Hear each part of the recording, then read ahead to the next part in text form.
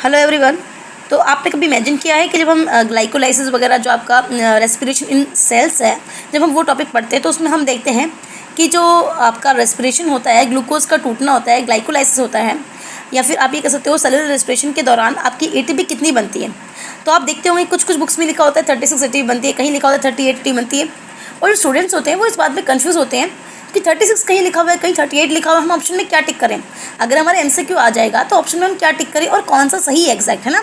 तो आज इसी क्वेश्चन का मैं आंसर देने के लिए ये वीडियो लाई हूँ और ये टॉपिक लाई हूँ यहाँ पर।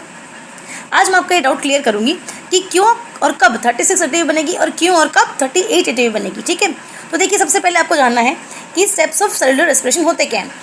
यानी कि जब हम एक सेल रेस्पायर हमारी करती है, जो हमारी बॉडी सेल से बनी है, सेल से रेस्पायर करेंगी तो आपका ग्लाइकोलाइसिस फर्स्ट स्टेप होगा। सेकंड स्टेप उस गेटवे पाथवे होगा जिसमें आपका जो पायरुविक एसिड है वो एसिटिल को एंजाइम ए में कन्वर्ट होगा। उसके बाद एसिटिल को एंजाइम ए क्रैब साइकिल में एंटर करेगा एंड क्रैब साइकिल से फिर वो ईटीएस में जाएगा एंड फाइनली ऑक्सीडेटिव फॉस्फोराइलेशन करके वो एटीपी बनाएगा।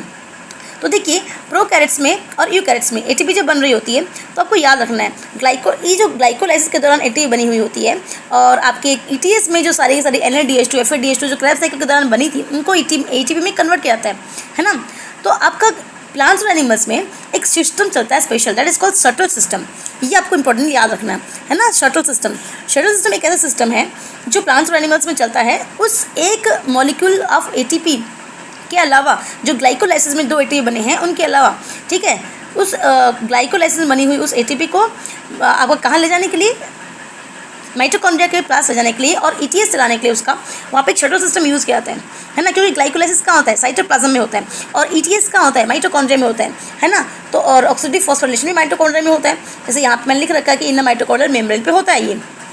तो भाई सेल के साइटोप्लाज्म में जो एटीपी बनी है उसको सेल के अंदर ले जाना है, ठीक है, उसको सेल के अंदर ले जाना है और वहाँ पे उसको एटीपी में कन्वर्ट करना है। तो ये जो आपका है इसके लिए आपका एक सिस्टम यूज़ किया जाता है शटल सिस्टम। तो प्लांट्स की देखो शटल सिस्टम 2 टाइप के होते हैं, एक तो होता है G3PSS एंड एक होता है मास। ये आप G3PSS या मास ऐसे लर्न कर सकते हैं। ये G3PSS क्या है, glycerol 3 phosphate shuttle system and malate aspartate shuttle system. अगर G3PSS ये वाला शटल सिस्टम यूज़ किया गया है सेल के द्वारा तो यहाँ पे एक ग्लूकोज से 36 एटीपी बनेंगी, ठीक है। और अगर मास यानी कि malate aspartate shuttle system use किया गया है तो आपकी एक ग्लूकोज में 38 एटीपी बनेगी। और अगर हम बात करें प्लांट्स की या प्रोकैरियोटिक सेल्स में, तो प्रोकैरियोटिक सेल्स एंड प्लांट्स में 38 एटीपी बनती है क्योंकि यहाँ पर दोनों सिस्टम यूज़ किए जाते हैं, क्योंकि यहाँ पर मैलेट सिस्टम यूज़ किया जाता है, ठीक है। लेकिन एनिमल सेल्स में कौन सा यूज़ किया जाता है, ग्लिसरॉल 3 फॉस्फेट सिस्टम यूज़ किया जाता है जो कि आपका 36 एटीपी बनाने के लिए रिस्पॉन्सिबल है, ठीक है। तो ये आपका मैं अगले वीडियो में